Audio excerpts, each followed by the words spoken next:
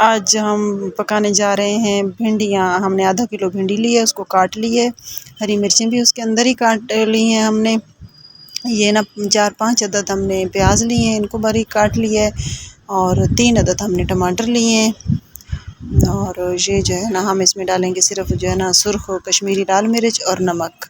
बाकी मसाले ज़्यादा हम इसमें नहीं डालेंगे। अब हम पतीले में ऑयल डाला है, गर्म ऑयल होने तक हम इसमें फिर भिंडियाँ शामिल कर देंगे और हरी मिर्चें शामिल कर देंगे। और इनकी जो है ना लेस ख़त्म होने तक इनको थोड़ा सा फ्राई करेंगे, ताकि इनके अंदर लेस होती है ना, इनको धो के हमने काट लिया था। तो लेस इनकी जब ख़त्म हो जाएगी तो फिर हम इनको निकालेंगे। ये देखें तकरीबन इनकी जो है ना लेस ख़त्म हो गई है। बहुत फ्राई नहीं करना हमने, ब्राउन नहीं करना इनको। जी अब इनकी लेस ख़त्म हो गई है, तो अब हमें इसको जो है ना, ये देखें अच्छी तरह इनकी जो है ना लेस ख़त्म हो गई है। अब हम इसको निकाल लेंगे प्लेट में। ऑयल जो है वो वहीं छोड़ देंगे पतीले में। भिंडियाँ हम निकाल लेंगे। और ये भिंडी जो है ना, भिंडी की सब्ज़ी जो है ना बहुत जल्दी तैयार होने वाली सब्ज़ी है।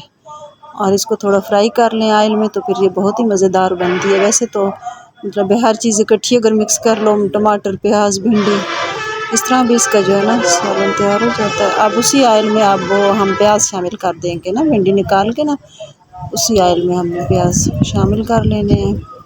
और प्याज़ों को भी ब्राउन नहीं करना हमने, बस ऐसे ही थोड़ा सा इनको नरम होने तक हिलाएंगे। फिर हम इसमें जो है ना टमाटर शामिल करेंगे, क्योंकि ना भिंडी का सालन बहुत अच्छा और टेस्टी बनता है कि प्याज ऐसे वाइट वाइट ही नज़र आए। अब हम इसमें जो है ना टमाटर शामिल कर देंगे। बस ऐसे नरम किया है ना, प्याज़ों को हमने नरम किया। अब हम इसमें टमाटर शामिल कर देंगे। फिर इसको जो है ना नमक मिर्च साथ ही डाल देंगे।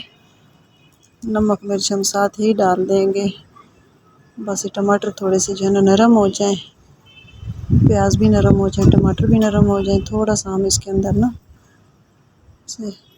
2 मिनट के लिए पानी का छंटा लगाएंगे, ताकि वो जो है ना मिर्चें और उसका जो है तो खुशबू अच्छी आए।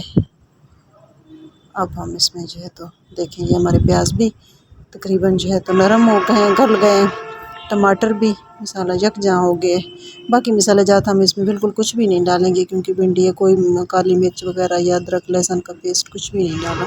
अब मसाला अच्छी तरह हमारा यकजान हो गया, टमाटर भी और प्याज भी नरम हो गया। अब हम इसमें जो फ्राई की हुई भिंडी थी वो शामिल कर देंगे।